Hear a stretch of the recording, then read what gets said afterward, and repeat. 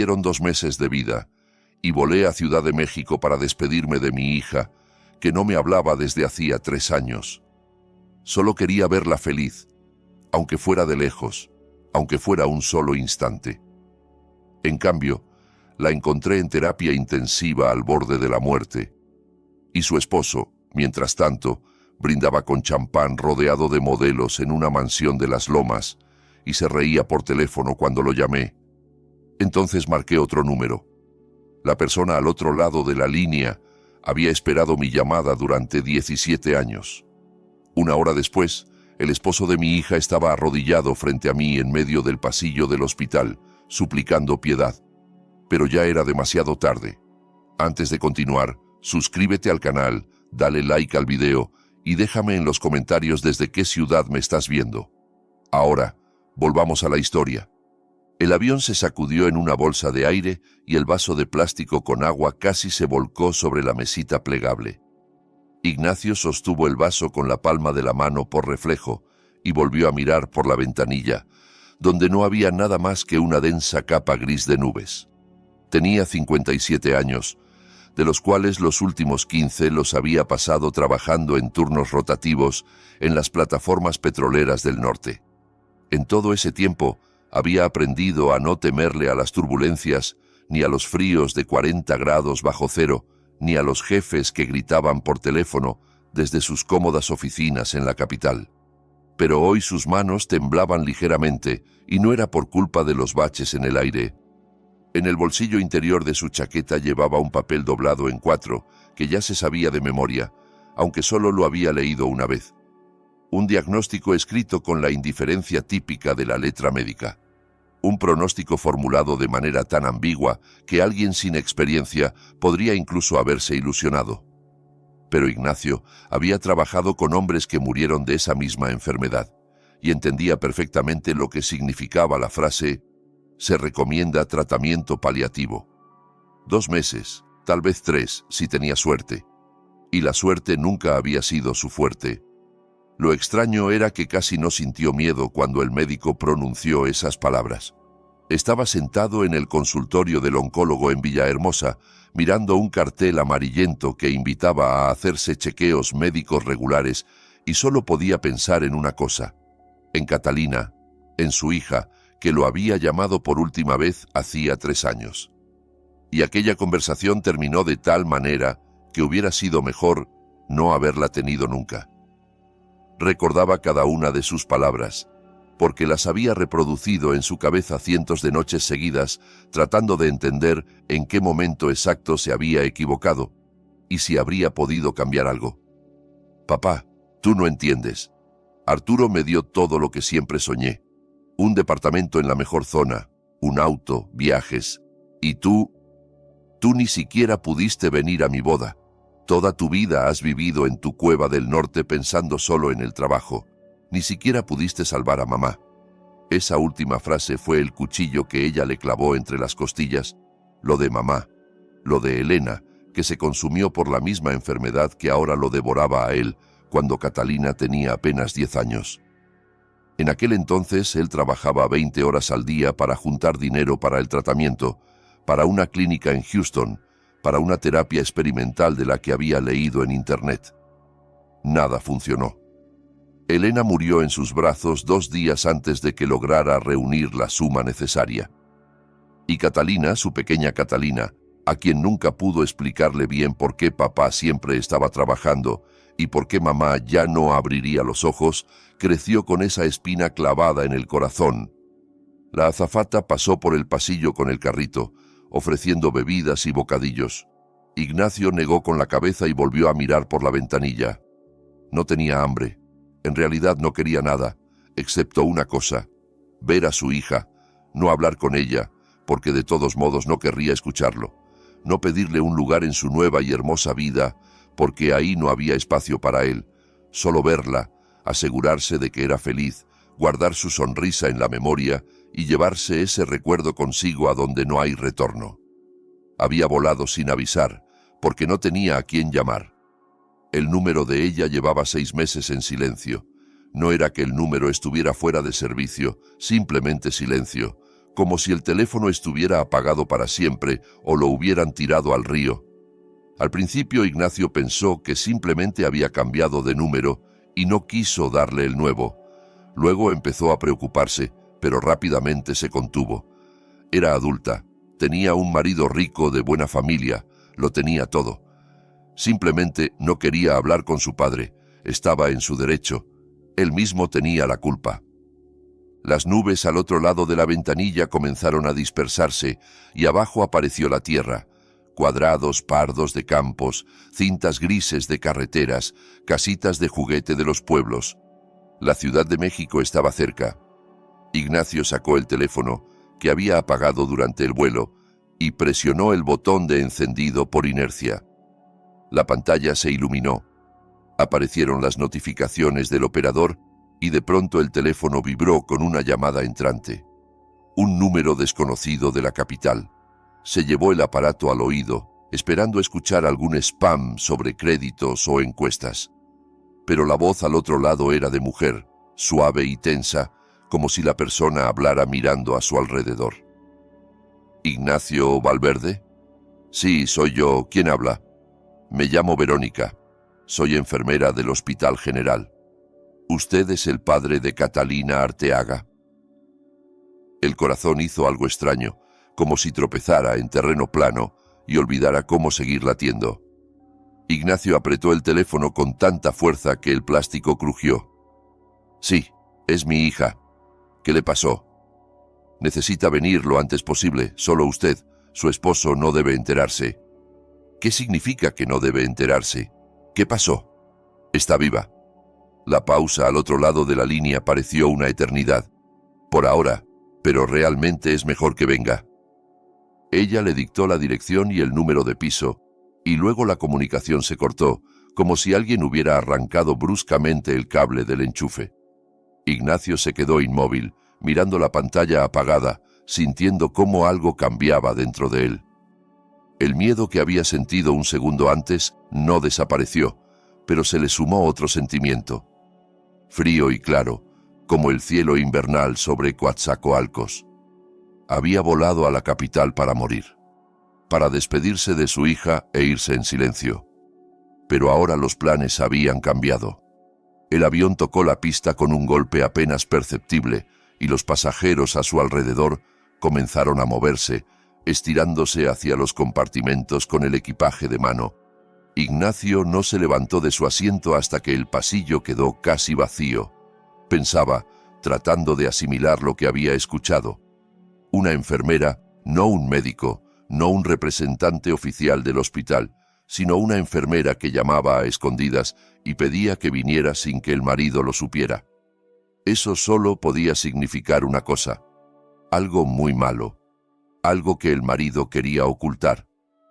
Tomó un taxi en la salida de la terminal, dio la dirección y se recostó en el asiento trasero. La Ciudad de México al otro lado de la ventana era extraña e irreconocible, aunque había nacido en esta ciudad y vivido aquí los primeros 30 años de su vida. Todo había cambiado. Nuevos edificios, nuevos distribuidores viales, nuevas vallas publicitarias con rostros de personas que no conocía. La ciudad vivía su propia vida y hacía tiempo que se había olvidado de Ignacio Valverde de Villahermosa, que alguna vez caminó por estas calles con su pequeña hija sobre los hombros. El teléfono volvió a vibrar. Esta vez era un mensaje del banco sobre el cobro del taxi en su tarjeta. Ignacio miró el saldo por inercia y sonrió con amargura. Le quedaba poco dinero, pero ya no lo necesitaría. Había planeado gastar sus últimos ahorros en alquilar una habitación de hotel, ver a su hija desde lejos y comprar un boleto de regreso que probablemente no usaría. Pero ahora todo cambiaba. Ahora tenía un propósito. Sacó del bolsillo el certificado del oncólogo, lo desdobló, releyó una vez más las frías formulaciones médicas y luego rasgó el papel en pequeños pedazos lenta y cuidadosamente. 2 meses, tal vez 3. Era suficiente. Alcanzaría para todo lo necesario. Los recuerdos llegaron sin permiso, como suele pasar cuando uno va a algún lugar en silencio mirando por la ventana el mundo ajeno que pasa de largo. Catalina a los 5 años con las mejillas manchadas de mermelada, riéndose tan contagiosamente que los vecinos golpeaban la pared. Catalina a los 10, seria y callada, vestida de negro en el funeral de mamá, sosteniéndole la mano sin llorar, porque papá le había dicho que había que ser fuerte. Catalina a los 18, con su diploma con honores y los ojos brillantes, diciendo que definitivamente se convertiría en una diseñadora famosa y haría que se sintieran orgullosos del apellido de la familia. Catalina a los 25, vestida de novia blanco en una fotografía que le envió por correo con una breve nota. Me casé. Se llama Arturo. ¿Por qué no viniste? No vino porque no pudo, porque ese día estaba en el hospital con un infarto y ni siquiera sabía que ella había fijado la fecha de la boda. Ella no le dijo la fecha con anticipación, simplemente le envió la invitación 3 días antes, cuando ya era demasiado tarde para comprar boletos y pedir permiso en el trabajo. Lo hizo a propósito. Quería que no viniera para poder después echárselo en cara. O él mismo se lo había inventado para que no doliera tanto el pensamiento de que su hija no quería verlo en el día más importante de su vida. El taxi dobló en la calle que llevaba al hospital, e Ignacio sintió cómo se le secaba la boca. El enorme edificio del hospital emergió de detrás de la esquina y le pidió al conductor que se detuviera en la entrada principal. Pagó, salió, se quedó un minuto parado en el viento helado, reuniendo valor, y luego entró. En el vestíbulo había mucha gente y ruido, como en una estación de autobuses. Personas con rostros tensos hacían fila en recepción, se sentaban en los duros bancos, hablaban por teléfono, lloraban en los rincones. Ignacio pasó de largo, siguiendo las señales hacia el pabellón indicado. 3er piso, unidad de cuidados intensivos. Puertas pesadas con cerradura de código. Se detuvo sin saber qué hacer, y entonces la puerta se abrió desde dentro. Una mujer de unos 40 años con uniforme médico azul, rostro cansado y mirada penetrante. Lo miró y él comprendió que era Verónica. ¿Ignacio Valverde? Sí. Venga conmigo. Tenemos que hablar antes de que la vea. Ella lo llevó a un lado, a un pequeño rincón junto a la ventana donde había 2 sillas de plástico y una maceta con un ficus polvoriento. Miró a su alrededor como verificando que nadie escuchara, y comenzó a hablar rápido y en voz baja. Oficialmente ella tuvo un accidente de tráfico. Esa es la versión de su esposo, y así está registrado en los documentos. Extraoficialmente todo es muy diferente. Llevo 12 años trabajando aquí y he visto suficiente como para distinguir un accidente de una golpiza. Ingresó hace 4 días con múltiples traumatismos, hemorragia interna y conmoción cerebral. Su esposo vino una vez, estuvo 5 minutos y se fue. Desde entonces ni siquiera ha llamado para preguntar por su estado. Ignacio escuchaba, y dentro de él se elevaba algo oscuro, algo que no había sentido en mucho tiempo, desde aquella vez en el 98, cuando su cuadrilla fue estafada con el dinero y él con otros 3 hombres igual de engañados fue a arreglar cuentas con los responsables. Entonces entendió por primera vez que era capaz de cosas en las que antes no había pensado. ¿Por qué me llamó precisamente a mí? Verónica lo miró a los ojos. Porque ella lo llamaba a usted. Cuando la trajeron estaba inconsciente, pero todo el tiempo repetía una sola palabra: papá. No Arturo, no mamá, no alguna amiga, papá. Se le cerró la garganta tanto que le costaba respirar. 3 años de silencio, 3 años de resentimiento y distanciamiento, y cuando las cosas se pusieron realmente mal, ella lo llamaba a él, no al marido que le había prometido todo y solo le había dado dolor. Quiero verla. Primero escuche todo. Esta no es la primera vez que ingresa aquí. En los últimos 8 meses ha sido hospitalizada 3 veces. La primera vez con un brazo fracturado, la segunda con una fisura en las costillas. Cada vez venía el marido, traía unos papeles, hablaba con el director y la daban de alta antes de tiempo. Intenté hablar con ella, pero solo lloraba y pedía que no le dijera a nadie. Tenía miedo, mucho miedo. ¿Miedo de qué? De él. No solo de él, de toda su familia. Su suegro es dueño de una cadena de centros comerciales. Tiene contactos en todas partes. Un tío en la fiscalía. Pueden hacer que cualquier denuncia desaparezca antes de que un investigador la vea. Ella lo entendía y por eso callaba. Ignacio se puso de pie. Las piernas no le obedecían, pero se obligó a dar un paso, luego otro. «Lléveme con ella». Verónica asintió y caminó delante, abriendo las puertas con su credencial.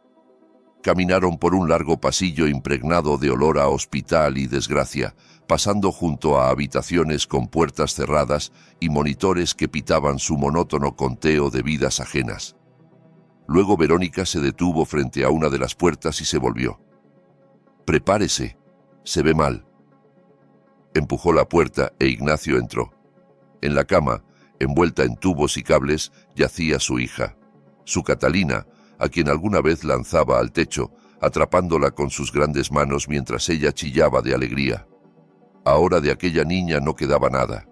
Rostro pálido, casi gris, ojos cerrados con moretones alrededor que ningún maquillaje podría ocultar, labios partidos, cuello sujeto por una especie de collarín bajo el cual se veían marcas púrpuras. Había visto esas marcas antes. Sabía de qué quedaban, de dedos humanos que aprietan la garganta hasta que la víctima deja de moverse. Ignacio se dejó caer en la silla junto a la cama y tomó su mano, delgada, fría, débil. La misma mano que sostuvo hace 30 años en la sala de maternidad, cuando la enfermera le trajo un pequeño bulto y le dijo que era una niña. Entonces lloró de felicidad.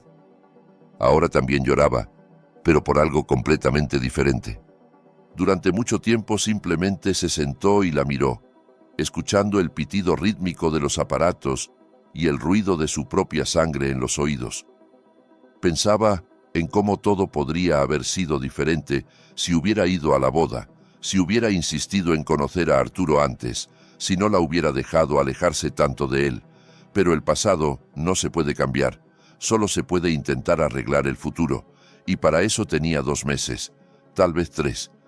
Luego se levantó, salió de la habitación y encontró a Verónica, que esperaba en el pasillo. ¿Sus cosas? ¿Están aquí? Sí, en el depósito del piso. El marido no las recogió. Necesito su teléfono. Verónica dudó, pero luego asintió y se fue. A los pocos minutos regresó con una bolsa transparente que contenía ropa, un bolso y un teléfono con la pantalla rota. Ignacio tomó el teléfono y presionó el botón. La pantalla estaba agrietada, pero se iluminó. Quedaba un 20% de batería y no tenía contraseña. Abrió la galería y comenzó a ver las fotos. Catalina feliz en algún resort. Catalina con una copa de vino en un restaurante. Catalina y Arturo en un yate.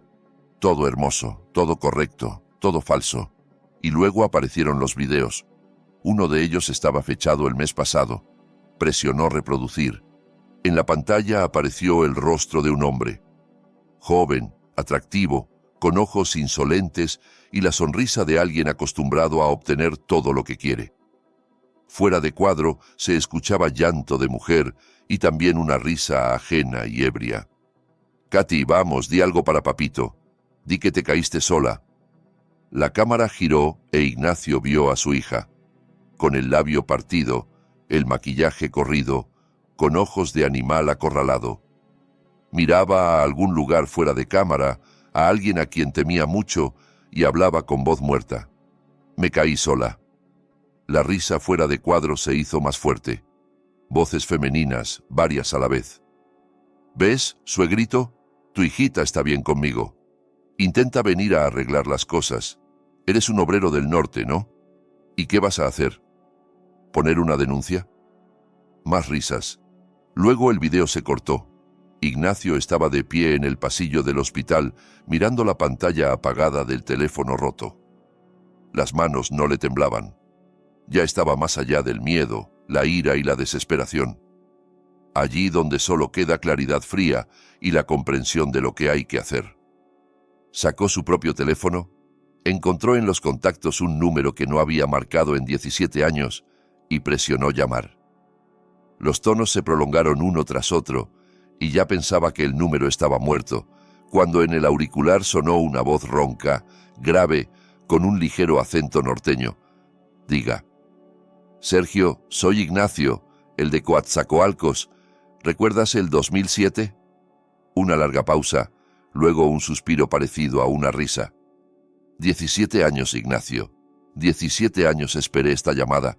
Ya sabes que siempre dije, una llamada, cualquier deuda. Tú me sacaste de aquel incendio con vida. Habla, hermano, ¿a quién destrozamos?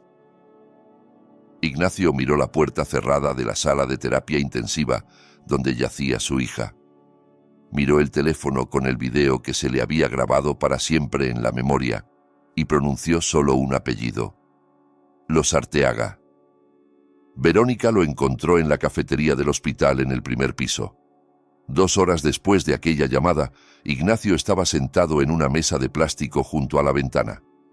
Frente a él había un vaso de café soluble que se había enfriado hacía rato y se había cubierto con una fina película. No miraba el café, no miraba por la ventana, no miraba a ningún lugar en particular.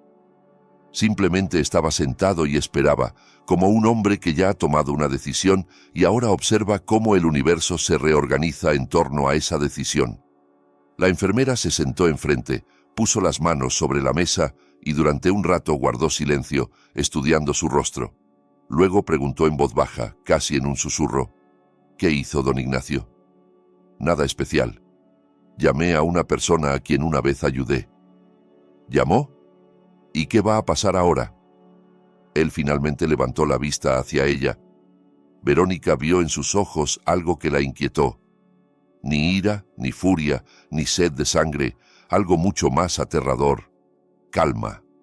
La absoluta y gélida calma de un hombre que sabe exactamente lo que hace. Ahora habrá justicia, no venganza, no violencia, no tiroteos al estilo de los 90, simplemente justicia. La verdad saldrá a la luz y la gente responderá por lo que ha estado haciendo durante años. No entiendo. Y no hace falta que lo entienda. Es mejor que olvide que me llamó y que hablamos. Si alguien pregunta, usted es solo una enfermera que hace su trabajo, ¿de acuerdo? Verónica asintió lentamente, aunque era evidente que quería hacer 1000 preguntas más, pero llevaba suficientes años trabajando en ese hospital para entender que hay situaciones en las que es mejor no saber de más. Hay personas junto a las cuales ocurren cosas de las que luego nadie habla en voz alta. ¿Cómo está ella?, preguntó Ignacio. Sin cambios. Los médicos dicen que las próximas 48 horas serán decisivas. Si el organismo supera la inflamación y los riñones no fallan, hay esperanza. ¿Qué porcentaje de esperanza? Más o menos 50%, quizás algo menos. 50%. Mitad y mitad. Ignacio pensó en la ironía oculta en esas cifras. A él, los médicos le habían dado casi un 100% de garantía de muerte en unos pocos meses, mientras su hija balanceaba al borde con las probabilidades de una moneda lanzada al aire, y él no podía hacer nada para cambiar esas probabilidades. Ni dinero, ni contactos, ni aquella llamada que acababa de hacer. La medicina funciona según sus propias leyes, y ningún expediente comprometedor sobre familias ricas hará que las células cancerosas se detengan o que los órganos que fallan vuelvan a funcionar. ¿Puedo estar con ella? Solo sentarme a su lado. Oficialmente no se permiten visitas en terapia intensiva, pero puedo llevarlo otra vez si se comporta discretamente y no llama la atención. Solo por un rato. Subieron al tercer piso, pasaron por las mismas puertas pesadas con cerradura de código. En la habitación nada había cambiado. Los mismos aparatos, el mismo pitido rítmico, la misma figura pálida en la cama que alguna vez fue su pequeña niña. Ignacio se sentó en la misma silla, volvió a tomar su mano y esta vez habló en voz alta, aunque sabía que ella no lo escuchaba. Katy, soy papá. Vine. Tarde, lo sé. Demasiado tarde, como siempre. Tenías razón cuando decías que siempre llego tarde. A la boda llegué tarde, a toda tu vida adulta llegué tarde. Pero ahora estoy aquí, Y te prometo una cosa, él nunca más te tocará. Ni él, ni su padre, ni toda su familia. Creen que pueden comprar todo en el mundo, que el dinero resuelve cualquier problema. Pero hay cosas que no se compran. Hay personas a quienes les importan un bledo su dinero. Y hay una verdad que tarde o temprano sale a la luz. Cayó, siguiendo sosteniendo su mano. Afuera oscurecía.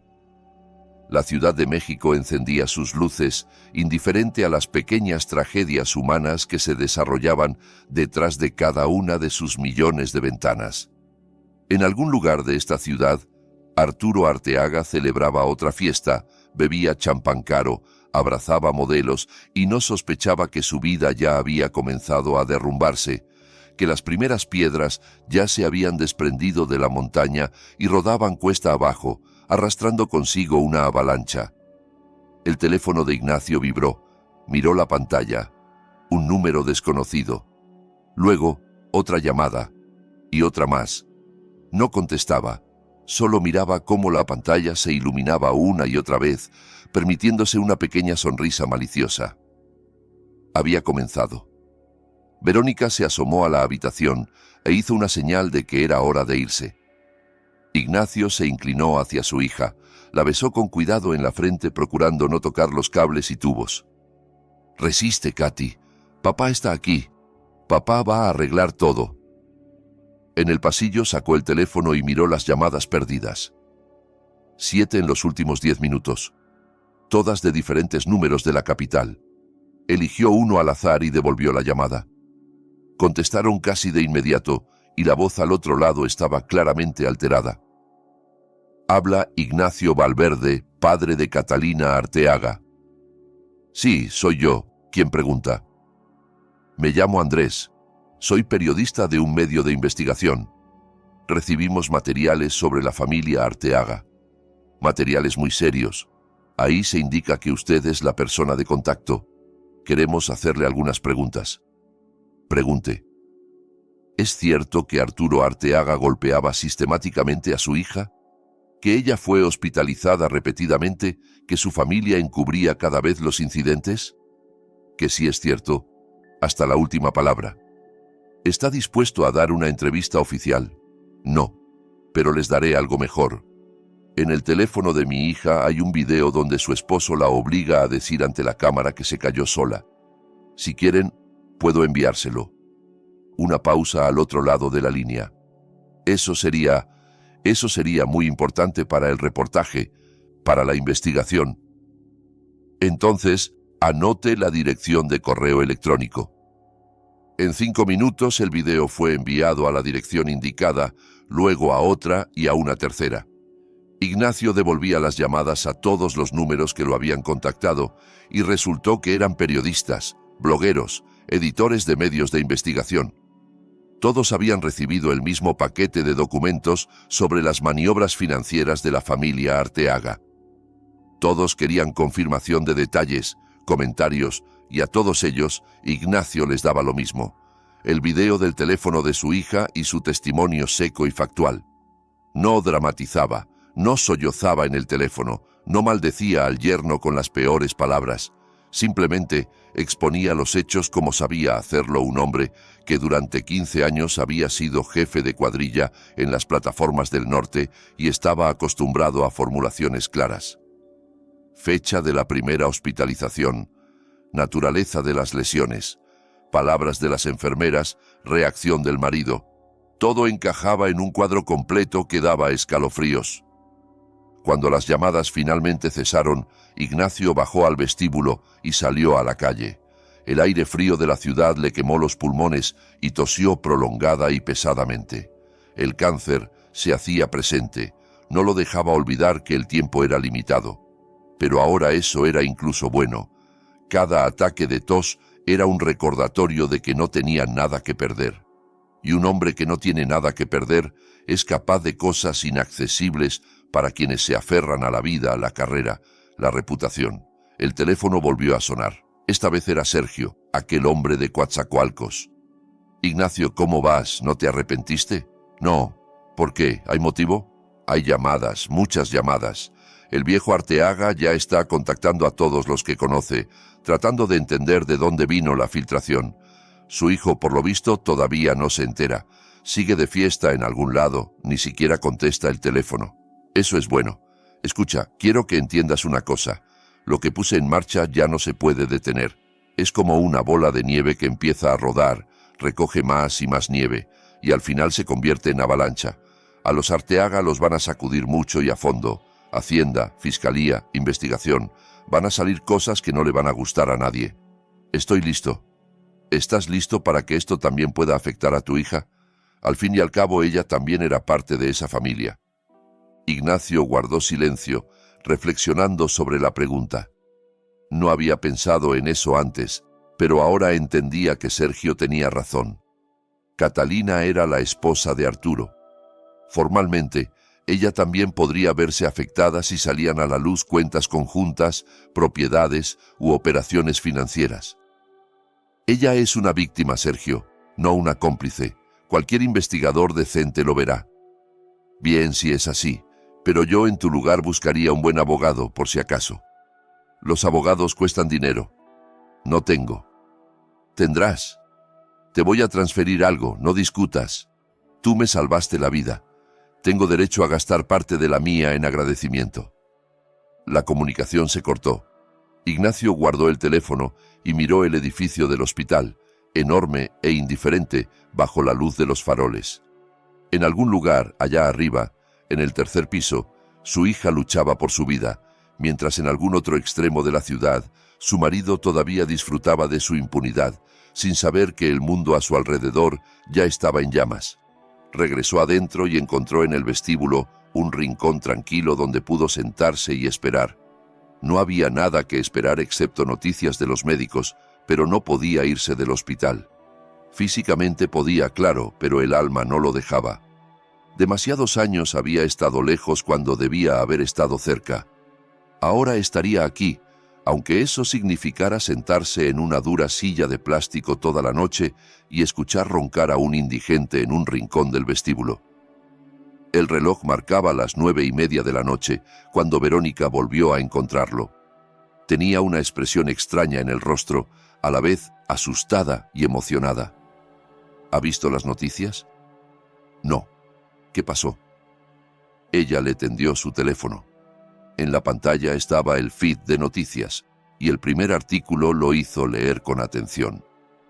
El empresario Vladimiro Arteaga, dueño de una cadena de centros comerciales, detenido para declarar en relación con una investigación por grandes maniobras financieras. Según fuentes, se trata de comisiones ilegales multimillonarias en la construcción de proyectos de infraestructura pública. Ignacio devolvió el teléfono a la enfermera. Trabajan rápido. ¿Esto lo hizo usted? Yo solo llamé. El resto lo hicieron personas que durante muchos años recopilaron información y esperaron el momento adecuado. ¿Pero por qué? Usted podía simplemente ir a la policía, poner una denuncia por las golpizas. ¿Y qué habría pasado? La denuncia habría caído en el escritorio de algún investigador que es amigo del tío de Arturo en la fiscalía. La habrían archivado, perdido, olvidado. Y en una semana Arturo habría sacado a mi hija del hospital y la habría terminado de matar. No, Verónica. Las denuncias funcionan contra la gente común, contra gente como usted y como yo, pero no contra quienes tienen dinero y contactos. Para ellos se necesita otro método. ¿Cuál? Publicidad. Cuando todos los periódicos escriben sobre ti, cuando tu cara está en cada sitio de noticias, cuando los periodistas escarban en tu pasado y encuentran cosas que hasta tú habías olvidado, entonces ya ningún contacto ayuda. Porque todos tus amigos en el poder instantáneamente se convierten en ex amigos. No quieren que sus nombres aparezcan junto al tuyo. Te dan la espalda, fingen que nunca te conocieron, y entonces te quedas solo contra el sistema que antes trabajaba para ti. Verónica lo miraba como si lo viera por primera vez. Este hombre callado y agotado, con manos curtidas y mejillas hundidas, resultó ser alguien muy diferente de lo que parecía a primera vista. Detrás de su fachada tranquila se escondía una persona que sabía pensar varios pasos adelante y no tenía miedo de jugar en grande. «Es usted un hombre peligroso, don Ignacio». «No, solo soy un padre al que le arrebataron a su hija y un hombre al que le quedan 2 o 3 meses de vida. Lo que me hace peligroso no es mi carácter, sino las circunstancias». «¿Qué dijo? ¿2 o 3 meses?» Él entendió que había hablado de más, pero no intentó negarlo. ¿Qué sentido tenía ocultar lo que pronto sería evidente? «Cáncer, 4ª etapa. Volé a la capital para despedirme de Katy, no para vengarme de su marido. Así se dieron las cosas». Verónica guardó silencio un largo rato. Luego se sentó junto a él en la silla de al lado y dijo en voz baja: «Mi padre murió de cáncer cuando yo tenía 20 años. También trabajaba en el norte, en las plataformas. Tampoco tuvo tiempo de hacer muchas de las cosas que quería. Lo entiendo mejor de lo que cree». Se sentaron juntos en el silencio del vestíbulo. 2 desconocidos que una desgracia ajena había reunido.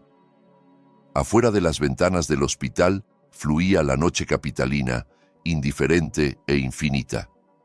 En algún lugar lejos de allí se derrumbaba el imperio de la familia Arteaga. Caían los castillos de naipes de las reputaciones, sonaban teléfonos que nadie quería contestar. Y aquí, en una habitación de terapia intensiva, una joven llamada Catalina continuaba su silenciosa lucha por el derecho a respirar. Cerca de medianoche el teléfono de Ignacio volvió a sonar. El número era desconocido, pero algo lo impulsó a contestar. «¿Ignacio Valverde?» «Sí. Soy el fiscal Martínez. Unidad de Delitos Especiales. Queremos invitarlo a declarar. Mañana a las 10 de la mañana. ¿Le dicto la dirección?» «Dígame». Anotó la dirección en una servilleta, colgó y se permitió una sonrisa. La maquinaria se había puesto en marcha. La maquinaria oficial de la justicia, que normalmente funciona lenta y con chirridos, pero cuando finalmente acelera, ya no se detiene. Los Arteaga creían que estaban por encima de la ley. Se equivocaban. Nadie está por encima de la ley cuando la ley está respaldada por la atención pública y las investigaciones periodísticas. Verónica se fue a su piso, prometiendo avisarle si el estado de Catalina cambiaba. Ignacio se quedó solo en el vestíbulo semivacío, entre sillas de plástico y máquinas expendedoras. No durmió en toda la noche, solo se sentó y pensó, repasando en su mente los acontecimientos de las últimas horas. Por la mañana declararía ante el fiscal, contaría todo lo que sabía, mostraría el video, daría las fechas de las hospitalizaciones y luego regresaría aquí a esperar que su hija abriera los ojos, si es que los abría.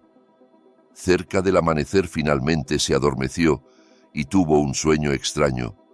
Estaba de nuevo en Coatzacoalcos, en 2007, en aquel accidente que cambió su vida. Ardía el edificio técnico, salía humo negro. La gente gritaba y corría por todas partes. Él entró corriendo porque alguien dijo que adentro habían quedado personas. Encontró a un hombre inconsciente, atrapado bajo una viga caída. Lo sacó a cuestas aunque pesaba más que él mismo. Lo sacó al aire, lo dejó en el suelo, y entonces el edificio a sus espaldas se derrumbó definitivamente. Aquel hombre perdió una pierna, pero sobrevivió. Ignacio sufrió quemaduras y problemas pulmonares que quizás lo habían llevado al diagnóstico actual. Y el hombre que salvó se convirtió en alguien muy diferente, alguien que sabe recopilar información y esperar. Esperar 17 años, el momento adecuado para pagar su deuda. Ignacio despertó porque alguien lo sacudía del hombro. Abrió los ojos y vio a Verónica. Tenía el rostro pálido, pero los ojos le brillaban con algo parecido a la esperanza. Recuperó la conciencia. Por un momento, literalmente un minuto, pero preguntó por usted. Preguntó si su papá estaba aquí. Ignacio se levantó de un salto tan rápido que se le mareó la cabeza. Se agarró del respaldo de la silla para no caer y siguió a la enfermera con piernas que no le obedecían. El corazón le latía en algún lugar de la garganta, impidiéndole respirar. Había recuperado la conciencia. Preguntaba por él. Lo recordaba. En la puerta de la unidad de cuidados intensivos se detuvo para recuperar el aliento. Luego empujó la puerta y entró. Catalina yacía en la cama con los ojos cerrados, pero algo había cambiado en su rostro. No estaba tan gris como el día anterior. Y cuando él se sentó a su lado y tomó su mano, ella apretó débilmente sus dedos en respuesta. «Papá», susurró sin abrir los ojos. «Aquí estoy, Katy. Papá está aquí. No me voy a ningún lado». Una lágrima rodó por su mejilla y desapareció en la almohada. Ignacio se inclinó más cerca, sintiendo cómo le picaban traidoramente sus propios ojos. «Perdóname, papá, por todo, por aquellas palabras, por el silencio. Fui una tonta. No hace falta, descansa, recupera fuerzas. Ya hablaremos. Tenemos mucho tiempo». Mintió. Por supuesto que no tenía mucho tiempo, pero ella no tenía por qué saberlo. Ahora solo necesitaba una cosa: saber que su padre estaba cerca, que la amaban, que ya no estaba sola. Catalina volvió a hundirse en el sueño, pero sus dedos no soltaban su mano, e Ignacio se quedó sentado a su lado sin moverse, sin soltar su mano, mirando cómo amanecía un nuevo día tras la ventana. Un día en el que todo cambiaría definitivamente.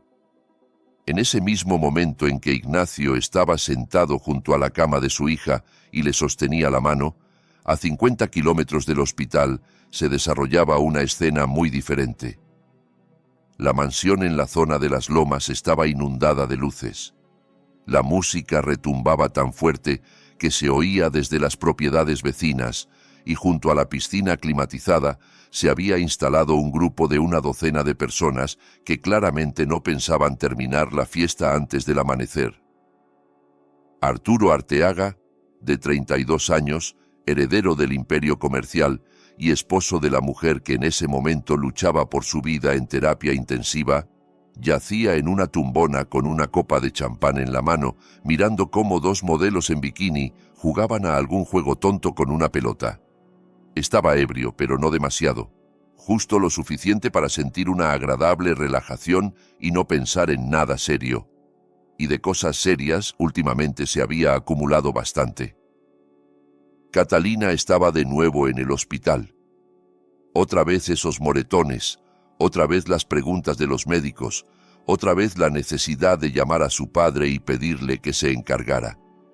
Pero su padre siempre se encargaba, y todo siempre terminaba bien. Unas cuantas llamadas, un sobre a la persona indicada, y ya en los documentos aparecía accidente doméstico o consecuencias de un choque de tráfico.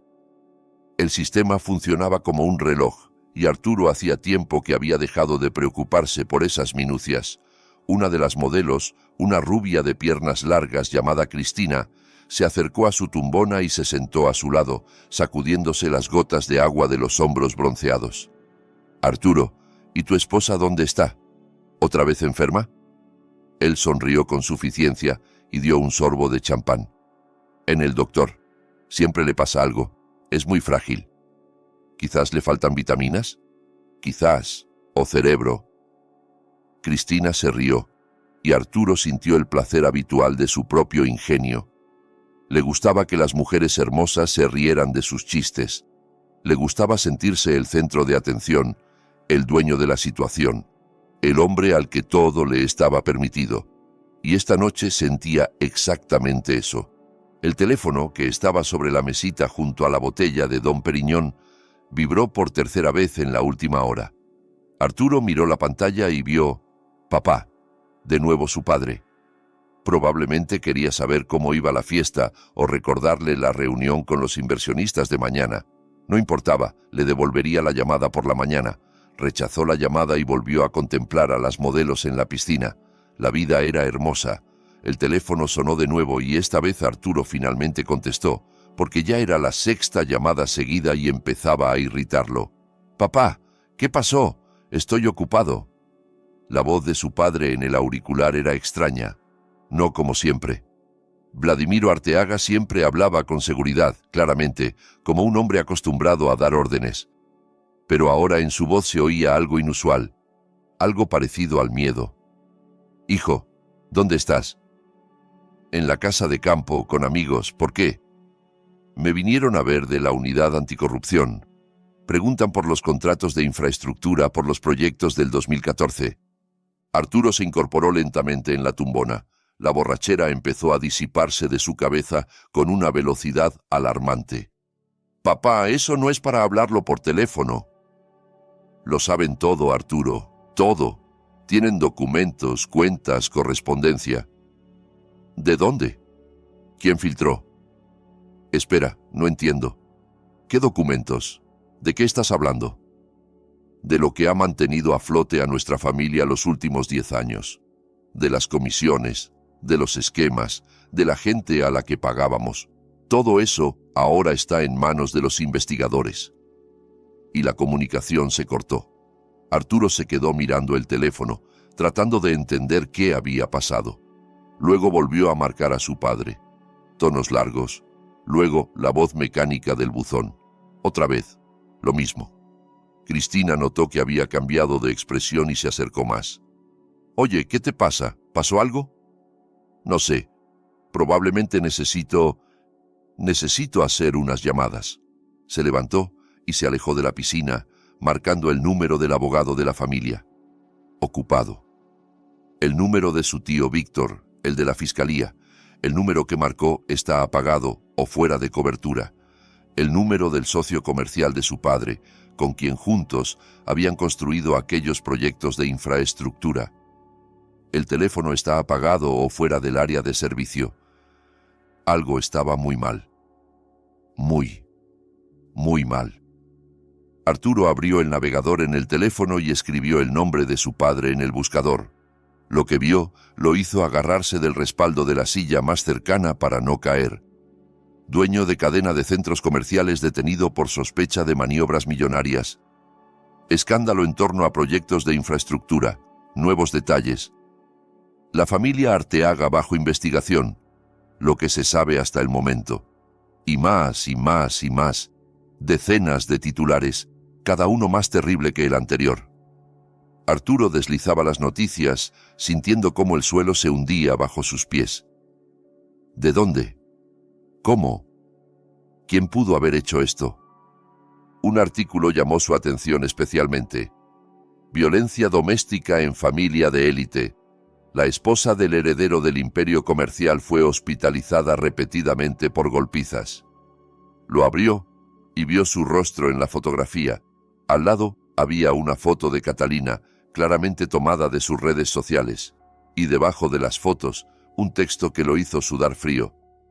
Según fuentes en círculos médicos, Catalina Arteaga ingresó al menos 3 veces en los últimos 8 meses a diferentes hospitales de la ciudad con lesiones características de víctimas de violencia doméstica. Cada vez, su esposo Arturo Arteaga insistía en la versión de accidentes domésticos y gracias a los contactos de su familia, estos casos no recibían la debida atención. Más abajo estaba un video. Ese mismo video que había grabado un mes atrás, cuando estaba ebrio y furioso, y quería mostrarle a esa tonta quién mandaba en casa. La había obligado a hablar ante la cámara diciendo que se había caído sola, y se había reído, y las chicas a su alrededor también se habían reído. Ahora ese video estaba en internet, y ya lo habían visto cientos de miles de personas, según el contador de reproducciones. Arturo arrojó el teléfono al pasto, y se cubrió la cara con las manos. Esto era el fin total y definitivo. Aunque su padre se librara de la historia de las comisiones ilegales, aunque el tío de la fiscalía lograra arreglar algo en el caso penal, este video ya no se podía borrar. Se había propagado por todo Internet, lo habían compartido todos los canales importantes, lo discutían en los comentarios millones de personas. De pronto comprendió que nunca antes se había sentido tan indefenso. Toda su vida, cualquier problema se resolvía con dinero o contactos. ¿Le faltaste el respeto a un policía y te pusieron una multa? Papá llamaba. ¿Chocaste el auto de alguien y no quieres pagar? El abogado lo arreglaba. ¿Golpeaste a tu esposa hasta casi matarla? El director del hospital firmaba los papeles necesarios, pero ahora todos esos mecanismos resultaban inútiles, porque la información se había liberado y había cobrado vida propia. No se la podía sobornar, intimidar ni aplastar con autoridad. Simplemente existía, y con cada minuto había más. Cristina y los demás invitados empezaron a darse cuenta de algo. Alguien ya miraba su teléfono, alguien susurraba. El ambiente festivo se desvaneció como si alguien hubiera apagado un interruptor invisible. La gente comenzó a irse, murmurando disculpas y alegando asuntos urgentes. Media hora después, junto a la piscina, solo quedaba Arturo, sentado en una tumbona con una copa vacía en la mano, mirando la oscuridad. El teléfono volvió a sonar. Esta vez el número era desconocido. Arturo contestó maquinalmente sin pensar. ¿Arturo Arteaga? Sí. Soy el fiscal Martínez, Unidad de Delitos Especiales. Debe presentarse a declarar. Mañana a las 10 de la mañana. Le dictaré la dirección. Anotó la dirección en una servilleta que encontró en la mesita y colgó. Le temblaban las manos. Tenía la cabeza vacía, como una casa saqueada. Una hora después, ya iba a toda velocidad por la ciudad nocturna en su Porsche Cayenne, sin respetar límites de velocidad ni reglas. Necesitaba ir a ver a Catalina. Necesitaba verla, hablar, entender qué estaba pasando. Debía estar en aquella clínica privada a donde normalmente la llevaban después de los incidentes. Pero cuando llegó, el médico de guardia lo miró con un desdén apenas disimulado y le dijo que Catalina Arteaga no estaba registrada ahí. Entonces, ¿dónde está? Según tengo entendido, en el Hospital General, en terapia intensiva. Terapia intensiva. Esa palabra lo golpeó como una bofetada. Sabía que la había golpeado más fuerte de lo habitual. Sabía que había caído mal y se había golpeado la cabeza. Pero terapia intensiva, eso ya era demasiado. Eso ya excedía lo que se podía silenciar y olvidar. Se fue al Hospital General, violando todas las reglas posibles y por milagro sin sufrir un accidente. A la entrada del hospital estacionó directamente sobre el césped, salió del auto y se lanzó adentro. En el vestíbulo agarró del brazo a la primera enfermera que pasó y casi le gritó en la cara: «¿Dónde está terapia intensiva? Necesito ver a mi esposa, Catalina Arteaga». La enfermera retrocedió y señaló hacia los ascensores. Arturo corrió sin notar las miradas que lo seguían de todas partes.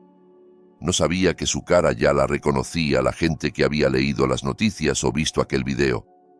No entendía que para los demás ya no era el heredero de una familia rica, sino el hombre que golpeaba a su esposa y lo grababa en video. En el tercer piso lo detuvo la seguridad. 2 hombres fornidos en uniforme le bloquearon el paso y le pidieron identificación. «Soy el esposo de una paciente, deben dejarme pasar». «Un momento, vamos a verificar». Uno de los guardias llamó a algún lado, habló en voz baja, luego miró a Arturo con una expresión difícil de descifrar. «No puede ver a la paciente. Órdenes del médico tratante». «¿Cómo que no puedo? Tengo derecho, soy su esposo». El mismo esposo que la golpeó durante 8 meses seguidos. La voz vino de algún lugar a un lado. Arturo se volvió y vio a una mujer de uniforme médico, de mediana edad, con rostro cansado y una mirada que no auguraba nada bueno. «¿Y usted quién es?» «Soy la enfermera que recibió a su esposa en este hospital 3 veces. Vi sus fracturas, sus moretones, sus lágrimas. Y llamé a su padre porque alguien tenía que protegerla». El padre. Esa palabra hizo que Arturo se paralizara. Sabía que Catalina tenía un padre, un obrero del norte que no había aparecido en sus vidas durante años. Catalina a veces lo mencionaba cuando estaba especialmente deprimida, pero Arturo nunca lo tomó en serio. ¿Qué podía hacer un simple trabajador de plataforma contra la familia Arteaga? ¿Dónde está ese padre de ella? Aquí, en la habitación con su hija. A diferencia de usted, él vino en cuanto se enteró. Arturo avanzó hacia las puertas de la unidad, pero los guardias volvieron a bloquearle el paso. Intentó apartarlos, pero eran más fuertes de lo que parecían, y un segundo después estaba de cara a la pared con los brazos doblados en la espalda. «Cálmese, ciudadano, o llamamos a la policía». ¿Saben quién soy yo? Lo sabemos. El mismo tipo del video que golpea a mujeres y las obliga a mentir ante la cámara. Esas palabras lo hicieron recuperar la sobriedad mejor que cualquier ducha fría. Dejó de forcejear y dejó que los guardias lo llevaran a un lado. Se quedó apoyado contra la pared, respirando pesadamente, tratando de entender qué hacer a continuación. En ese momento, la puerta de terapia intensiva se abrió y de ella salió un hombre, bajo, delgado, con mejillas hundidas y manos curtidas, vestido con una chaqueta sencilla y jeans gastados. Nada especial, un obrero común de mediana edad, pero algo en sus ojos hizo que Arturo se helara. El hombre se acercó, se detuvo a unos pasos y miró a Arturo con una mirada larga y pesada. «Así que esto es lo que eres, Arturo Arteaga, el príncipe en caballo blanco, el que le prometió a mi hija un cuento de hadas y le dio un infierno. Escuche, no sé qué le han contado, pero todo esto es un malentendido. Catalina sola, cállate». Una sola palabra, pronunciada en voz baja y tranquila, pero con tanta fuerza que Arturo efectivamente se cayó, como si le hubieran sellado la boca. Vi el video, escuché cómo te reías, vi la cara de mi hija cuando dice ante la cámara lo que tú la obligas a decir. La vi en esa habitación, llena de tubos y moretones. Así que no me vengas con lo del malentendido. ¿Cuánto quiere? Esta pregunta se le escapó a Arturo automáticamente. Toda su vida cualquier problema se resolvía con dinero y no sabía pensar de otra manera. ¿Cuánto? $1 millón, 5, 10. Le firmaré todo a Catalina, departamentos, autos, cuentas. Le daré el divorcio sin ninguna condición. Solo detengan todo esto, quiten los artículos, borren el video. Ignacio lo miraba en silencio, y en su rostro era imposible leer ninguna emoción. Arturo interpretó esto como una señal para continuar. Tengo dinero, no tanto como antes, pero suficiente. Puedo transferir a su cuenta, digamos, $200,000 ahora mismo. No es un soborno, es una compensación por todo lo que hice, por el dolor que le causé a su hija. Entiendo que el dinero no puede arreglar el pasado, pero puede ayudar a construir el futuro. 200,000, 500,000. Encontraré esa suma aunque tenga que vender todo lo que tengo. ¿Y qué debo hacer yo por esos 500,000? Simplemente detener todo esto. Decirles a los investigadores que exageró, que Catalina se caía sola, que el video fue grabado como una broma estúpida. La gente lo creerá, la gente siempre cree lo que quiere creer. Ignacio dio un paso adelante, y Arturo involuntariamente retrocedió un paso. Entre ellos quedaba menos de 1 metro. ¿Sabes cuánto gano al año en mi turno en las plataformas? Poco más de $15,000. 500,000 son casi 35 años de mi trabajo. Mucho dinero para alguien como yo. Ahí lo tiene, es buen dinero. Usted podría... No terminé. 35 años de trabajo. ¿Y crees que por ese dinero voy a traicionar a mi hija? ¿Que voy a decirle a los investigadores que ella se caía sola cuando vi el video donde la golpeas, cuando la vi en esa habitación llena de moretones y tubos? No es una propuesta de traición, es una propuesta de compromiso. ¿Compromiso? Bonita palabra. ¿Y sabes qué compromiso le proponías tú a mi hija todos estos meses? Cállate, aguanta, haz como que todo está bien y entonces no te mataré del todo. Ese era tu compromiso. Arturo sintió cómo el sudor frío le corría por la espalda. Esta conversación no iba para nada como había planeado. El hombre frente a él no reaccionaba al dinero, no temía las amenazas, no intentaba negociar. Simplemente estaba parado y lo miraba como una boa mira a un conejo. ¿Qué quiere entonces? Dígame qué quiere y lo haré, lo que sea. Nada. ¿Cómo que nada? Todo el mundo tiene un precio. Yo no tengo precio porque no tengo nada que comprar. Me quedan 2 o 3 meses de vida. Tengo cáncer, 4ª etapa. El dinero no me sirve porque no tendré tiempo de gastarlo. El poder no me sirve porque no hay nadie sobre quien ejercerlo ni tiempo para hacerlo. Lo único que necesito es saber que mi hija está a salvo. y estará a salvo solo cuando tú estés en la cárcel. Esas palabras golpearon a Arturo como un mazazo en la cabeza. Cáncer. Cuarta etapa. 2 o 3 meses. El hombre que había destruido su vida estaba él mismo al borde de la muerte. Había en esto una ironía monstruosa, una injusticia cósmica. ¿Habla en serio? Lo del cáncer. Absolutamente en serio. Volé a la capital para despedirme de mi hija, no para vengarme de ti, no para destruir a tu familia, solo para despedirme. Porque ella no me hablaba desde hacía 3 años y quería verla por última vez. Y en cambio, la encontré al borde de la muerte. Y entonces descubrí que la habías golpeado durante 8 meses seguidos. Las lágrimas corrían por el rostro de Arturo, pero no eran lágrimas de arrepentimiento. Era miedo en estado puro. El terror animal de una persona que por primera vez en su vida se encontraba con algo que no se puede comprar, intimidar ni destruir. Me voy a corregir, lo juro. Nunca más la voy a tocar. Voy a hacer terapia, tratamiento, lo que sea. Ya es tarde, Arturo. Demasiado tarde. Ignacio se dio la vuelta y caminó de regreso hacia la puerta de terapia intensiva. En la entrada se detuvo y se volvió. ¿Sabes? Quería perdonarte. De verdad quería.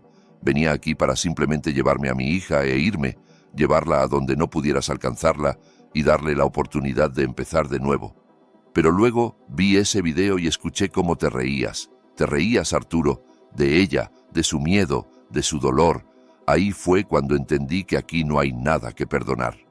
Entró en el pabellón y la puerta se cerró tras él con un suave clic. Arturo se quedó sentado en el suelo, en un charco de sus propias lágrimas, bajo las miradas de los guardias y la enfermera que había llamado a su suegro. A los pocos minutos llegó la policía. Lo levantaron del suelo, le pusieron las esposas y lo llevaron hacia la salida. La gente en el vestíbulo lo grababa con sus teléfonos. Alguien gritaba insultos, alguien simplemente miraba con muda condena. El mundo de Arturo Arteaga se había derrumbado definitiva e irrevocablemente, y ningún dinero podía cambiar eso. El auto de la policía se llevó a Arturo a la delegación para declarar, pero ya unas horas después lo dejaron ir bajo palabra de no abandonar la ciudad. Formalmente, aún no le habían presentado cargos, solo tenía estatus de testigo en el caso de las maniobras financieras del padre y estatus de sospechoso en el caso de violencia sistemática. El fiscal de guardia, sin embargo, solicitó de inmediato una orden de prohibición de acercamiento a Catalina, que el juez concedió sin dudarlo. Le notificaron por escrito que no podía acercarse al hospital ni ponerse en contacto con ella mientras durara la investigación. El abogado que logró conseguir a altas horas de la noche le aconsejó quedarse quieto, no dar declaraciones a la prensa y esperar el desarrollo de los acontecimientos. Pero Arturo no sabía quedarse quieto ni sabía esperar. Toda su vida había estado acostumbrado a actuar, a presionar, a imponer su voluntad a través de cualquier obstáculo. Y ahora, cuando todo se derrumbaba a su alrededor, no podía simplemente cruzarse de brazos y ver cómo su existencia se convertía en cenizas. La mañana lo encontró en un departamento en La Condesa que alquilaba para encuentros de los que su esposa no debía enterarse. No había dormido en toda la noche, revisando las noticias y viendo cómo la cantidad de publicaciones sobre su familia crecía exponencialmente. Para las 8 de la mañana, el escándalo ya había sido cubierto por todos los medios importantes y el video de la golpiza a Catalina había superado los 3 millones de reproducciones. Los comentarios debajo de él, Arturo no podía leerlos, porque después de los primeros 10 empezó a temblar. El teléfono explotaba de llamadas, pero no eran amigos ni socios, periodistas, blogueros, gente desconocida que quería obtener comentarios o simplemente descargar su odio. Arturo silenció el teléfono y lo tiró en el sofá, pero eso no lo hizo sentir mejor. Intentó comunicarse con su padre, pero Vladimiro Arteaga seguía sin estar disponible. Según las noticias, lo habían detenido para interrogatorio y aún no lo habían soltado. El tío Víctor de la fiscalía no contestaba las llamadas desde hacía 2 días. Los socios comerciales que ayer lo llamaban hermano y juraban amistad eterna parecían haberse evaporado de la faz de la tierra. Por primera vez en su vida, Arturo entendió lo que significaba estar verdaderamente solo. Cerca de las 10 de la mañana, tomó una decisión. Tenía que volver al hospital y hablar con su suegro de persona a persona, sin histeria ni amenazas. Tal vez todavía no fuera tarde para negociar. Tal vez ese obrero del norte simplemente no entendía con quién se había metido y se le podía convencer de que retrocediera. Al fin y al cabo, todas las personas tienen su precio, absolutamente todas. Se puso una camisa limpia, se arregló más o menos y pidió un taxi, porque su Porsche lo había dejado junto al hospital y recogerlo ahora era demasiado arriesgado. El taxista lo reconoció en el camino y durante todo el trayecto le lanzaba miradas de reojo por el espejo retrovisor, pero no dijo nada. Arturo fingió no darse cuenta. En la entrada del hospital se agolpaban periodistas con cámaras. Alguien había filtrado la información de que la víctima de violencia doméstica se encontraba precisamente ahí, y ahora acechaban esperando obtener tomas exclusivas. Arturo rodeó el edificio por el otro lado y entró por la entrada de servicio, que recordaba de visitas anteriores. El vestíbulo estaba lleno de gente como siempre. Nadie le prestó atención porque aquí todos tenían sus propios problemas y su propio dolor. Arturo subió al tercer piso y se detuvo frente a las puertas de la unidad de cuidados intensivos. No había guardias. Probablemente habían cambiado de turno después de la noche. Empujó la puerta y entró. Un largo pasillo con habitaciones a ambos lados. Olor a medicinas y desinfectante, el suave pitido de monitores detrás de las puertas cerradas. Arturo caminó lentamente, asomándose a cada habitación a través de las ventanillas de vidrio, hasta que encontró la que buscaba. Catalina yacía en la cama, todavía conectada a los aparatos, pero algo había cambiado. Estaba consciente. Tenía los ojos abiertos y miraba a algún lugar del techo mientras una enfermera revisaba las lecturas de los monitores. Junto a la cama estaba sentado aquel hombre, su padre. Le sostenía la mano y le decía algo en voz baja. Arturo empujó la puerta y entró en la habitación. La reacción fue instantánea. Catalina lo vio y se estremeció con todo el cuerpo. Sus ojos se abrieron de terror y los monitores comenzaron a pitar más rápido, registrando el aumento del ritmo cardíaco. La enfermera se volvió y abrió la boca para gritar. Ignacio se levantó de la silla y dio un paso adelante, interponiendo su cuerpo entre Arturo y su hija. «Quédate donde estás». La voz era baja, pero había algo en ella que hizo que Arturo se detuviera a medio paso. Levantó las manos en un gesto conciliador. «Solo quiero hablar. Tranquilamente, sin escándalos, solo hablar». «Katy, ¿quieres que él esté aquí?» Ella negó con la cabeza, y ese movimiento, débil y casi imperceptible, golpeó a Arturo más fuerte que cualquier puñetazo. Hace 3 años esta mujer lo miraba con adoración. Hace 2 años todavía intentaba justificarlo. Hace 1 año comenzó a temerle. Y ahora en sus ojos solo había miedo y repugnancia. «Llamen a seguridad», le dijo Ignacio a la enfermera, y ella salió corriendo de la habitación. «Espera, por favor, dame 5 minutos, solo 5 minutos». Ignacio no se movió de su lugar, siguiendo de pie entre Arturo y la cama de su hija. Un escudo vivo de huesos y músculos que no pensaba ceder. «Habla, tienes tiempo hasta que llegue la seguridad». Arturo tragó saliva. Las palabras que había ensayado en el camino de pronto parecieron estúpidas e inapropiadas, pero no había vuelta atrás. «Sé que todo se ve muy mal, sé que tienen todo el derecho de odiarme, pero les pido que piensen en las consecuencias. Si este caso llega a juicio, todos sufrirán. No solo yo, no solo mi padre.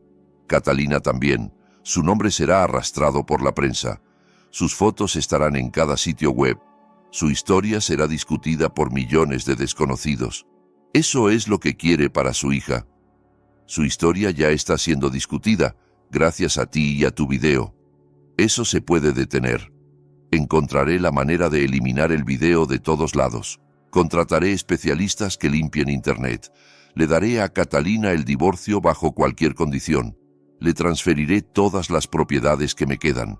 Ella podrá empezar una nueva vida desde cero. Pero para eso, ustedes tienen que retirar sus declaraciones y pedirles a los periodistas que detengan las publicaciones. Ignacio escuchaba en silencio, y en su rostro era imposible leer ninguna emoción. Arturo interpretó esto como una señal para continuar. Tengo dinero, no tanto como antes, pero suficiente. Puedo transferir a su cuenta, digamos, $500,000 ahora mismo. No es un soborno, es una compensación por todo lo que hice, por el dolor que le causé a su hija. Entiendo que el dinero no puede arreglar el pasado, pero puede ayudar a construir el futuro. $500,000, $1 millón. Encontraré esa suma aunque tenga que vender todo lo que tengo. ¿Y qué debo hacer yo por ese $1 millón? Simplemente detener todo esto. Decirles a los investigadores que exageró, que Catalina se caía sola, que el video fue grabado como broma, como un juego estúpido. La gente lo creerá. La gente siempre cree lo que quiere creer. Ignacio dio un paso adelante y Arturo involuntariamente retrocedió. Entre ellos quedaba a menos de 1 metro. ¿Sabes cuánto gano al año en mi turno en las plataformas del norte? Poco más de $15,000. $1 millón son más de 60 años de mi trabajo. Mucho dinero para alguien como yo. Ahí lo ve, es muy buen dinero. Usted podría... No terminé. 60 años de trabajo. ¿Y crees que por ese dinero voy a traicionar a mi hija? ¿Qué le voy a decir a los investigadores que ella se caía sola cuando vi el video donde la golpeas, cuando la vi en esa habitación llena de moretones y tubos? Arturo cayó de rodillas literalmente en medio de la habitación del hospital, sobre el frío linóleo, bajo la mirada del hombre al que había despreciado y considerado insignificante. Por favor, se lo suplico, haré todo lo que me diga, haré terapia, nunca más levantaré la mano contra ella, le informaré de cada paso que dé. Solo no me mande a la cárcel, por favor. Las lágrimas corrían por su rostro y eran lágrimas reales, no fingidas. Por primera vez en su vida lloraba de miedo al futuro, que se le presentaba como un agujero negro. La cárcel, la vergüenza, la pérdida de todo lo que tenía y ninguna esperanza de volver a su vida anterior. Ignacio lo miraba desde arriba y en sus ojos había algo extraño. No el triunfo del vencedor, no la malicia. Algo parecido al cansancio y la tristeza. ¿Sabes qué es lo más terrible de toda esta historia? Que ni siquiera ahora entiendes lo que hiciste. Lloras, no porque le causaste dolor a mi hija.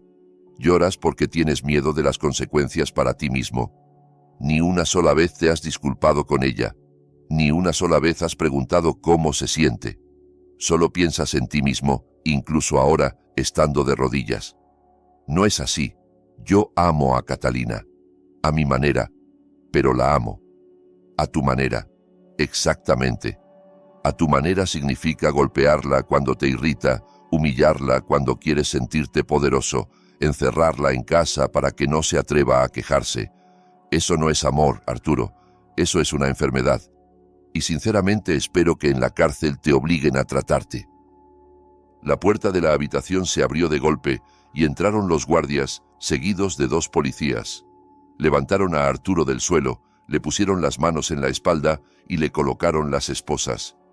Arturo Arteaga queda detenido por sospecha de violar las condiciones de la prohibición de acercamiento e intento de presión sobre la víctima. Tiene derecho a guardar silencio. Todo lo que diga puede ser usado en su contra en el tribunal. Se lo llevaron hacia la salida. En la puerta se volvió. Catalina lo miraba desde la cama, y en sus ojos no había miedo ni odio. Solo vacío. El vacío de una persona que ya no siente nada hacia su torturador. Katy, perdóname, por favor, perdóname. Ella se volvió hacia la pared y cerró los ojos. Y ese silencio fue más terrible que cualquier palabra. Se llevaron a Arturo. Ignacio se quedó un momento mirando la puerta cerrada, luego volvió a la silla junto a la cama de su hija. ¿Papá? Sí, Katy. ¿De verdad irá a la cárcel? De verdad, no por mucho tiempo probablemente.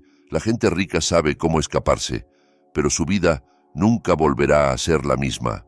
Su nombre se volvió sinónimo de todo esto. Lo van a reconocer en la calle y señalar con el dedo.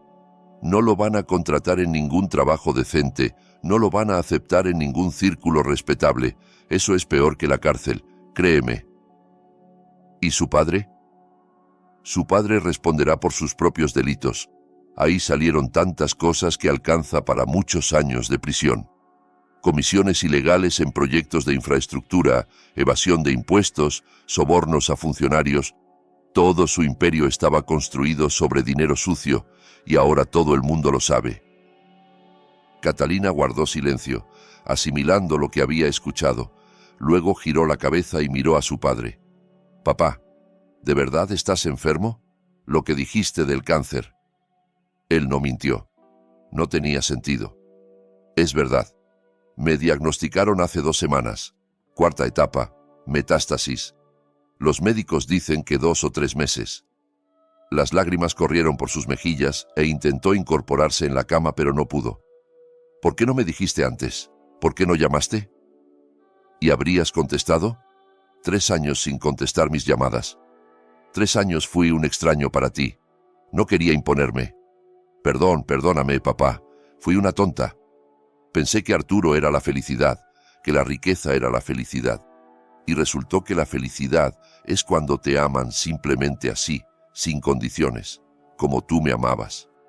Él se inclinó y la abrazó con cuidado, tratando de no tocar los cables y tubos. «Siempre te amé, Katy. Incluso cuando no querías saber de mí, incluso cuando dijiste esas palabras terribles sobre mamá. Te amé y te amaré hasta mi último aliento». Se quedaron así un largo rato, padre e hija, por fin encontrados después de tantos años de separación. Afuera de la ventana de la habitación brillaba el sol, indiferente a las tragedias y los triunfos humanos. En algún lugar de la ciudad, a Arturo lo llevaban al centro de detención. En algún lugar interrogaban a su padre. En algún lugar los periodistas escribían nuevos artículos sobre el escándalo del siglo. Pero aquí, en la pequeña habitación de terapia intensiva, había silencio y calma. Por primera vez en mucho, mucho tiempo. «¿Papá?» «Sí. Llévame a casa, por favor. Cuando los médicos lo permitan, llévame allá, al norte. Quiero ver la aurora boreal». Él sonrió, y fue la primera sonrisa genuina en muchos días. «Te llevaré, te lo prometo». El mes pasó como un solo día largo, lleno de acontecimientos. A Catalina la trasladaron de terapia intensiva 1 semana después de que se llevaron a Arturo al centro de detención. Luego vino una habitación común, largas horas de recuperación, interminables visitas de médicos y procedimientos que la agotaban como si descargara vagones. Pero a su lado siempre estaba su padre. Llegaba cada mañana y se iba solo al anochecer, cuando las enfermeras prácticamente lo echaban del piso. Ignacio alquiló una pequeña habitación en un hostal cerca del hospital, porque no tenía dinero para un hotel decente. Sergio, aquel hombre de Coatzacoalcos, le transfirió una suma que hizo que a Ignacio se le abrieran los ojos de asombro, pero solo tomó una pequeña parte, justo lo necesario para alojamiento y comida.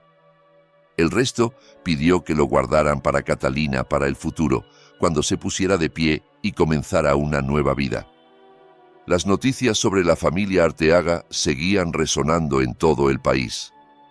Vladimiro Arteaga fue arrestado oficialmente y se le presentaron cargos por varios delitos, incluyendo evasión de impuestos en escala masiva y soborno a funcionarios públicos. Sus abogados intentaron conseguir arresto domiciliario, alegando la edad y el estado de salud del acusado, pero el tribunal lo rechazó. Había demasiadas pruebas, el escándalo había sido demasiado ruidoso, la opinión pública seguía el proceso con demasiada atención. A Arturo le presentaron cargos por golpizas sistemáticas y lesiones graves. Aquel video que había grabado mientras se reía y se burlaba de su esposa se convirtió en la prueba principal de la acusación. Lo mostraban en el tribunal, lo mostraban en las noticias, lo discutían en cada programa de televisión. El rostro de Arturo Arteaga se había convertido en símbolo de la violencia doméstica, en una ilustración gráfica de lo que sucede tras las puertas cerradas de las casas ricas. Catalina se negó a dar entrevistas y a comparecer personalmente en las audiencias judiciales. Su testimonio fue grabado en video en el hospital, en presencia de un abogado y un psicólogo, y eso fue suficiente. Habló en voz baja, a veces deteniéndose para contener las lágrimas que la embargaban, pero lo contó todo. El primer golpe, que ocurrió 3 meses después de la boda, las disculpas y las promesas que nunca se cumplían, el miedo que se convirtió en su compañero constante, la sensación de desesperanza cuando entiendes que nadie va a ayudar porque tu torturador tiene demasiado dinero y contactos. Ignacio se sentó a su lado mientras grababan su declaración y le sostuvo la mano. No lloró, aunque por dentro todo se le revolvía de dolor por su hija. Simplemente estuvo ahí, como debió haber estado todos esos años, pero no estuvo, porque ella misma lo había alejado, porque él se lo permitió, porque la vida resultó así y no de otra manera. Cuando finalmente dieron de alta a Catalina del hospital, se fueron ese mismo día. Ignacio compró 2 boletos de avión a Villahermosa, y Catalina no dijo ni una palabra en contra. Simplemente asintió cuando él preguntó si estaba lista, recogió sus pocas pertenencias en una pequeña maleta y salió de la habitación sin mirar atrás. La Ciudad de México, que alguna vez le pareció la ciudad de sus sueños, ahora solo le provocaba el deseo de huir lo más lejos posible y no regresar nunca. En el aeropuerto la reconocieron. Una mujer se acercó a Catalina y le dijo que admiraba su valentía, que era una valiente por haberse escapado de esa pesadilla. Catalina le agradeció y pasó rápidamente hacia la puerta de embarque, ocultando su rostro detrás de lentes oscuros. Ignacio caminaba a su lado, listo en cualquier momento para protegerla de miradas y preguntas ajenas. El avión despegó hacia el gris cielo de la capital, y Catalina finalmente se permitió relajarse. Miraba por la ventanilla la ciudad que se alejaba abajo y pensaba en lo extraña que es la vida. Hace apenas un mes yacía en terapia intensiva sin saber si sobreviviría. Hace apenas un mes, su padre era para ella un extraño al que despreciaba y culpaba de todas sus desgracias.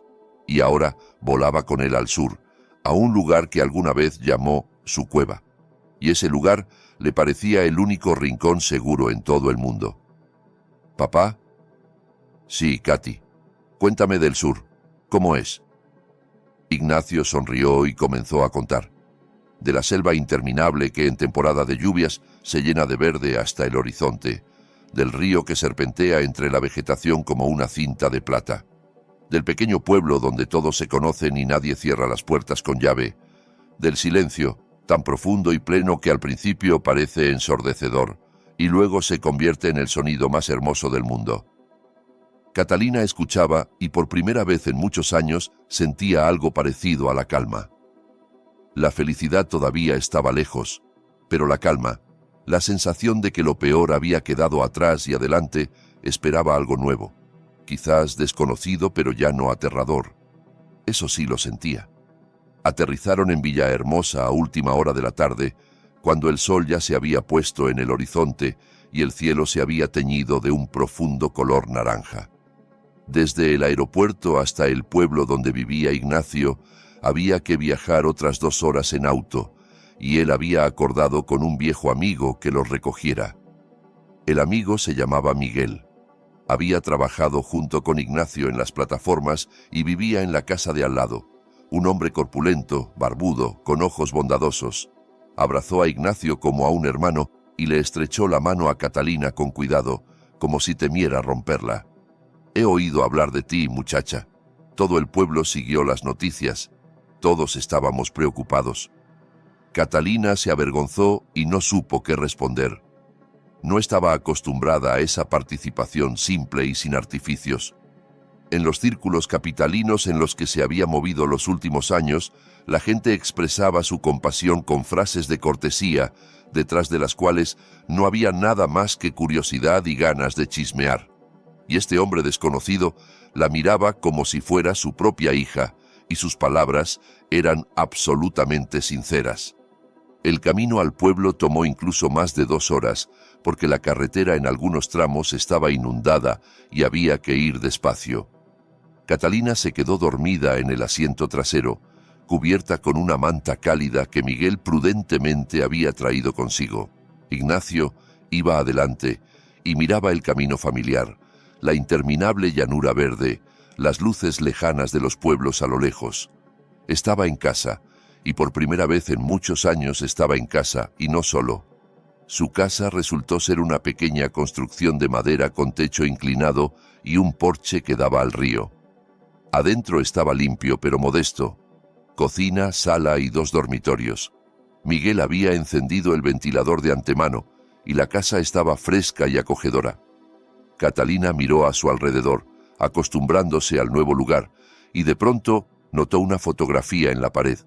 Ella misma, pequeña, de unos 5 años, en brazos de su padre sonriente.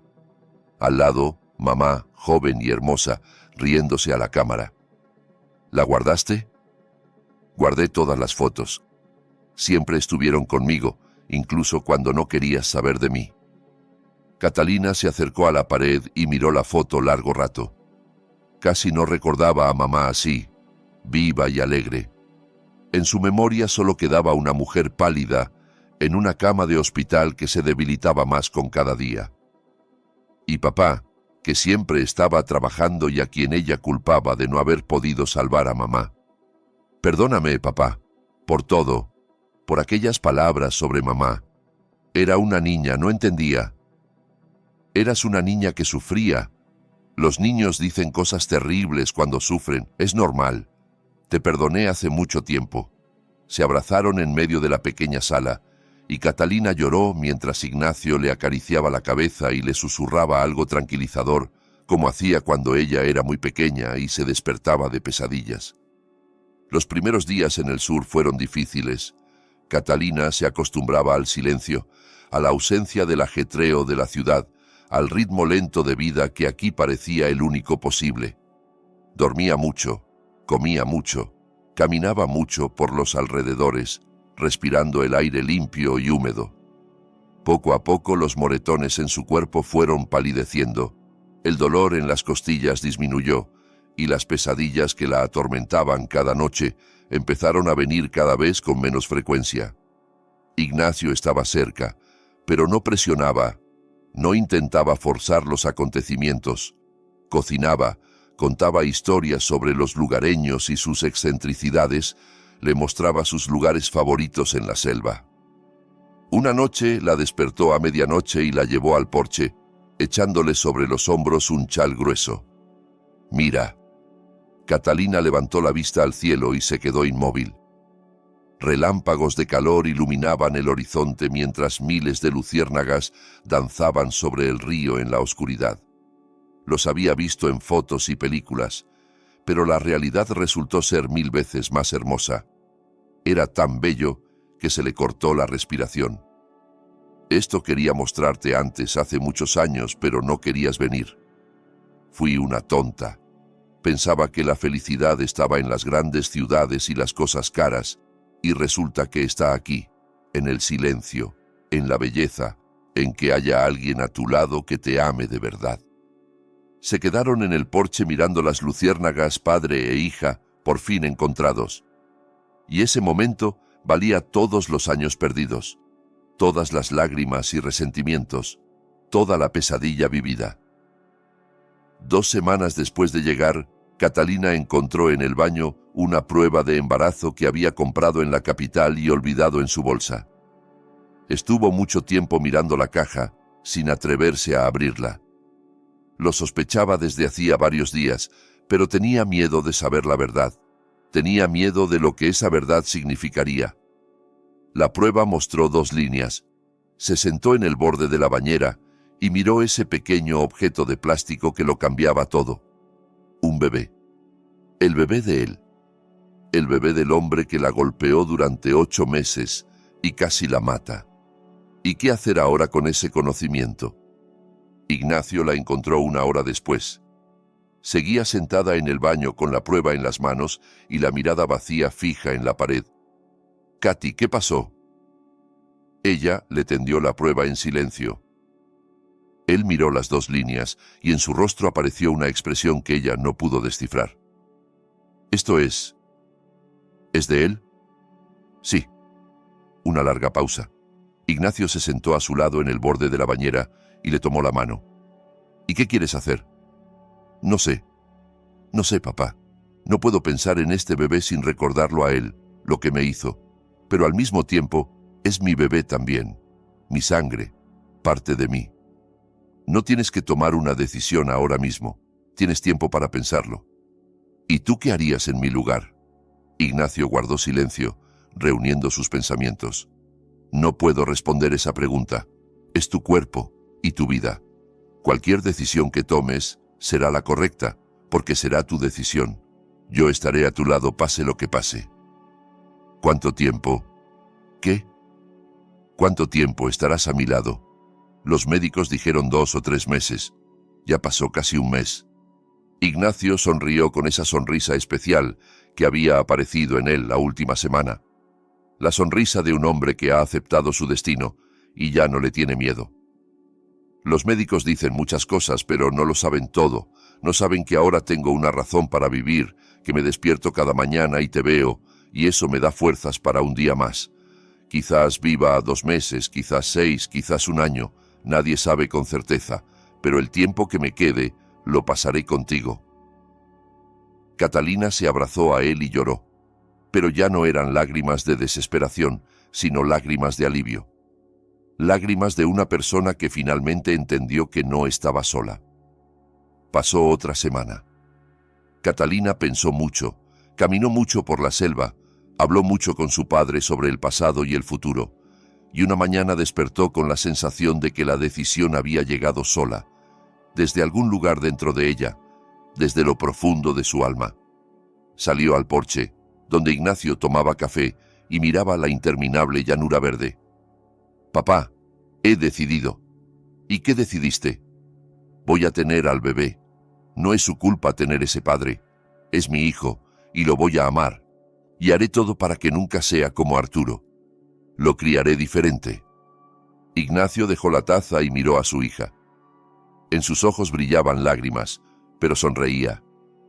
«Eres fuerte, Katy, más fuerte de lo que yo pensaba, más fuerte de lo que tú misma pensabas. Es porque estás a mi lado, porque ya no estoy sola». Él se levantó y la abrazó. Se quedaron en el porche, abrazados, mirando el cielo del sur que comenzaba a aclararse en el este. Un nuevo día, una nueva vida, una nueva esperanza. Ignacio Valverde vivió otros 14 meses, mucho más de lo que habían predicho los médicos. Vio cómo el vientre de su hija se redondeaba con cada mes. Le sostuvo la mano cuando dio a luz en el pequeño hospital regional. Fue el primero en tener en brazos a su nieto, un bebé diminuto con ojos oscuros y mentón obstinado. Lo llamaron Ignacio, en honor al abuelo. Ignacio alcanzó a enseñarle las primeras palabras, alcanzó a mecerlo en sus rodillas, alcanzó a contarle los cuentos que alguna vez le contó a Catalina. Y luego, una tranquila noche de invierno, cuando afuera caía una suave llovizna y los relámpagos de calor iluminaban el horizonte, cerró los ojos y ya no los abrió más. Catalina lo encontró por la mañana, acostado apaciblemente en la cama con una sonrisa en los labios. No gritó ni lloró, simplemente se sentó a su lado, le tomó la mano y se quedó así un largo rato, despidiéndose del hombre que le había dado una segunda vida, que había demostrado que el amor es más fuerte que el dinero, más fuerte que el miedo, más fuerte incluso que la muerte. Lo enterraron en el pequeño cementerio detrás del pueblo, desde donde se veía la interminable selva verde. En la lápida escribieron simplemente Ignacio Valverde, padre, abuelo, hombre que hacía lo correcto. Y Catalina se quedó a vivir en esa pequeña casa con el porche que daba al río. Criaba a su hijo, trabajaba remotamente como diseñadora, como alguna vez soñó en su juventud. A veces, por las noches, salía al porche y miraba las luciérnagas sobre el agua. y le parecía que su padre, en algún lugar allá arriba, también miraba esas luces mágicas. Arturo Arteaga recibió 4 años de prisión. Su padre, 8 años en una cárcel de máxima seguridad. Su imperio se derrumbó. Su nombre se volvió sinónimo de lo peor. Su historia entró en los libros como ejemplo de que el dinero no da derecho a la violencia ni a la impunidad. Y el pequeño Ignacio crecía como un niño sano y feliz, que sabía que su abuelo había sido un héroe, que había volado a rescatar a mamá cuando ella estaba mal, que había hecho una sola llamada que lo cambió todo. Y cuando Ignacio creciera, él también haría lo correcto, porque así lo habían criado. Porque el amor se transmite de generación en generación. Porque una sola persona puede cambiar el mundo si tiene el valor de intentarlo. Amigos, así termina la historia que quería contarles. Una historia sobre cómo la verdadera fuerza no está en el dinero ni en los contactos, sino en el amor y la disposición de proteger a quienes nos importan. Una historia sobre cómo la justicia es posible incluso cuando parece que todas las puertas están cerradas. Una historia sobre cómo nunca es tarde para volver con quienes amamos y nunca es tarde para empezar de nuevo. Si esta historia tocó algo en tu corazón, si te preocupaste por los personajes y te alegraste de sus victorias, por favor dale like y suscríbete al canal. Tu apoyo me ayuda a crear nuevas historias y compartirlas contigo.